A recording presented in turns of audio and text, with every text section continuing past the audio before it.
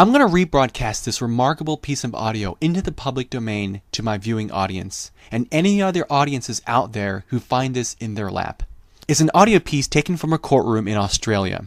If you are completely new to this, then I can assure you that you may not know what's actually taking place. For the people that know about this subject matter, this audio piece restores confidence that awareness about this matter is making itself very well known. Listen to this gentleman's words very carefully. I can't express this enough. Listen to the words he's using to the judge. It is a chess game, and each take turns with very specific rules and terminology. The language spoken is at the utmost importance. If you don't know what language to use, you'll often find yourself in a horrible checkmate with the court. At the end of this audio, I will guide you to the sources who are a wealth of information about this subject. They have helped me understand this material so much better, and I can't thank these individuals enough. They are some of the biggest names in this field who are well known and well respected for their knowledge and research. It may take you a while to get a grasp of this new type of information, but once you begin to get it, a whole new dimension and a whole new world of information begins to open up to you. And you'll see and feel firsthand why this is so important to many of us, because it impacts everyone and everyone you've ever known. Master Squires to you, sir. And may I address I'd like to address the clerk of the court before you go anywhere. You don't have the right to address the Don't have the right, do I? You appear today charged with some offences. What do you wish to do about that? I'd like to, first of all, I'd like to submit my person into the court. I surrender the citizenship into the court. I'd secondly like to notify the magistrate that I stand on the sea with a first birth certificate, and I'd also like to stand on the land with a second birth certificate. Hence, I like to make point to the Crown on the bottom here. So now that I've surrendered my citizenship to the court, I'd like to advise you that you may be walking into a trust, days on tort. I can also bring a tort of defamation on this court. I'd also like to make the court aware that there is a commercial lien against this magistrate's court. Your name may not be on it, sir. A commercial lien. Right? I have 6 magistrates on this lien. Before you address this court, sir, you have something to address before you. You have no right to be where you are. Right? I'd like some ID, sir.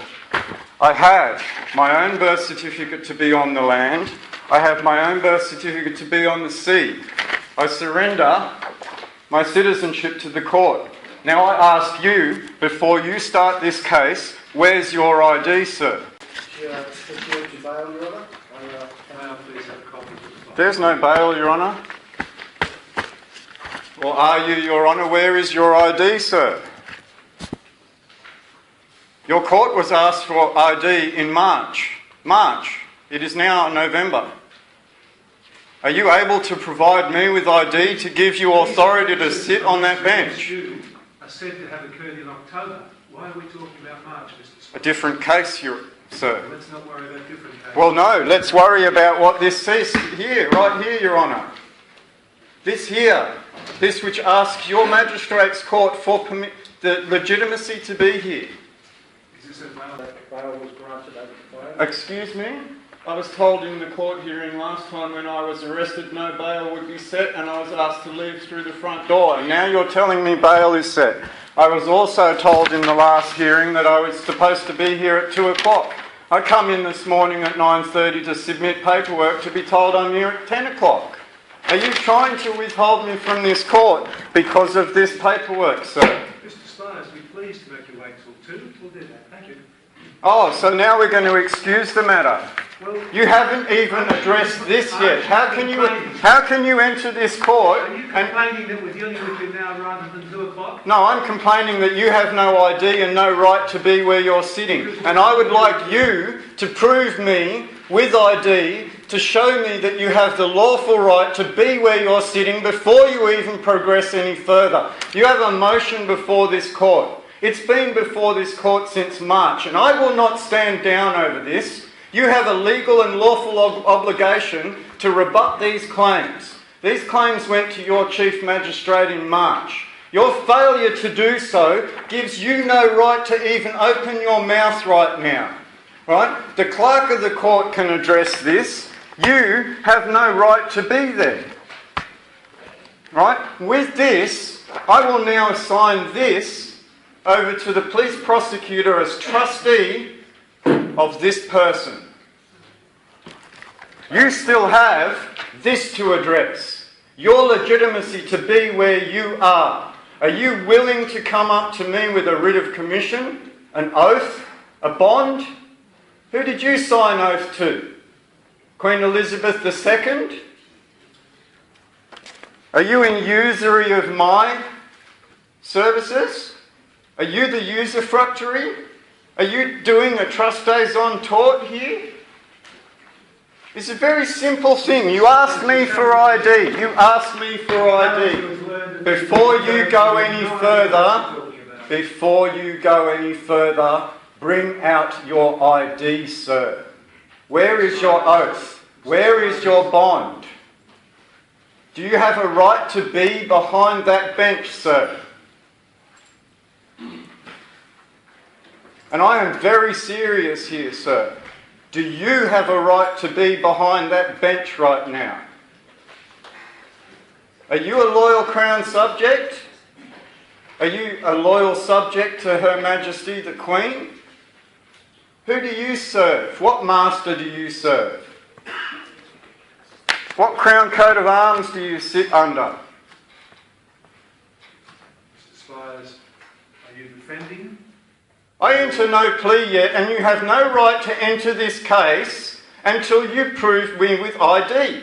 How dare you even step into this matter and ask me where I stand when you have no standing yourself, Your Honour? Well, I shouldn't even be calling you Your Honour because you don't have that right. I would like to see the paperwork first. Where is your ID? Right, we get back to this 60-page document served to your Chief Magistrate asking you for this fact back in March. Right, and I do this for everybody in this room because if you have no right to be there, you have no right to try any of these people. Right? That's what this is. I stand on the land, juste de jour et solum natural. I stand on the land, not on the sea. Right? You can take your Roman Curia. Crown will treat your cases as being defended. No, you will not. How dare you enter a plea, how dare you enter anything in this case until you prove the ID. Do not carry on. Do not carry on. 2014 at 10 a.m. for the contest mentioned. How dare you? This case was ordered dismissed the day after, and you're carrying on. You will not prove your ID to me. You will not do anything of the sort, yet you will carry on. 6th of January 2014. Enjoy it, because I won't be there, sir. You have no right to be behind the bench. When am I going to get your ID, sir?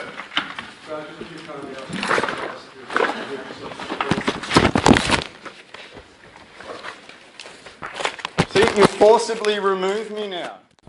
See you later. Nothing against you guys. Why was this man so demanding on getting the judge to show him his identification? And why did the judge refuse to present this man with ID to prove his lawfulness to sit on the bench? There is a reason behind this that most of us are completely unaware about. Why did this man strictly declare and clearly emphasize to the court and to the judge that he stands on the land and not on the sea? And even furthermore, why in God's green earth would he nor anyone want to surrender their own citizenship to the court in the first place? If you're completely new to this, then it may not make sense at first. This man asked the judge, is he a loyal subject to the crown? The awful truth is, he is. This is the part where we begin to separate the intrepid from the nothing to see here, business as usual crowd. The fact is, this man is exposing the truth about the court system and how they run get away with, and pull the wool over our eyes. You are meant to be free on this planet and not to be bonded, trapped, and enslaved into something you had no say over. This also has a lot to do with your birth certificate and how that one piece of documentation has bonded you into an empire unbeknownst to you and your parents' awareness. Before our birth into this world, others that were here before us had plans for us, and they intend to keep these plans as the status quo and to remain unchallenged.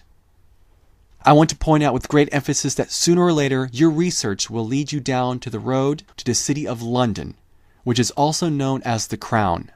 Then, oddly, the road will swing to the city of Vatican of all places. Vatican and the Roman Catholic Church, as much as it's counterintuitive to hear this, has something dark to do with the totality of all of this and how we're stuck here today. We all know deep inside us that something is not right in which the way the world is being run. We all know it and we feel it all the time in our core. Something is completely off base with this, and this information is the ticket to understanding how we got here.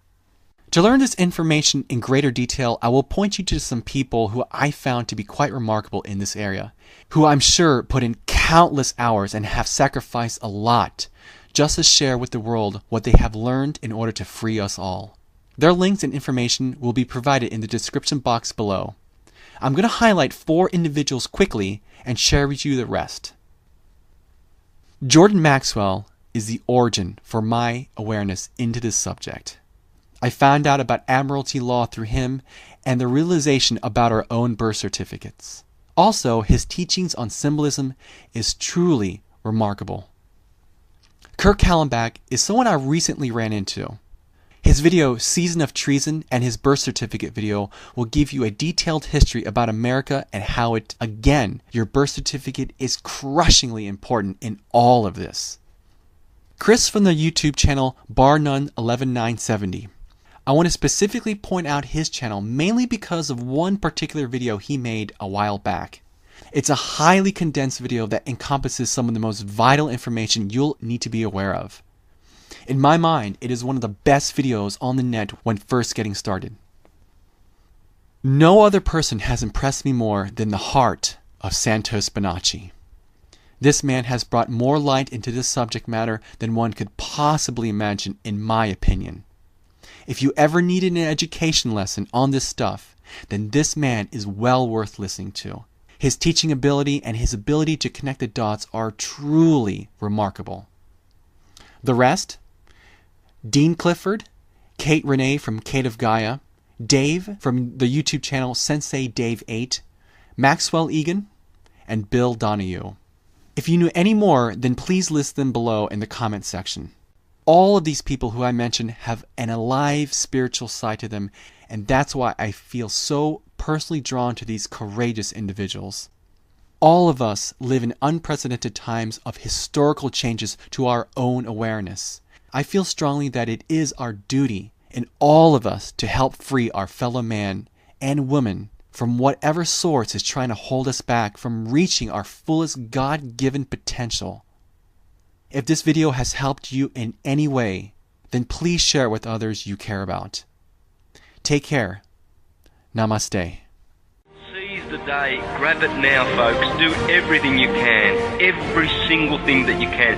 Be proud of your actions to expose all corruption, all suffering, all evil.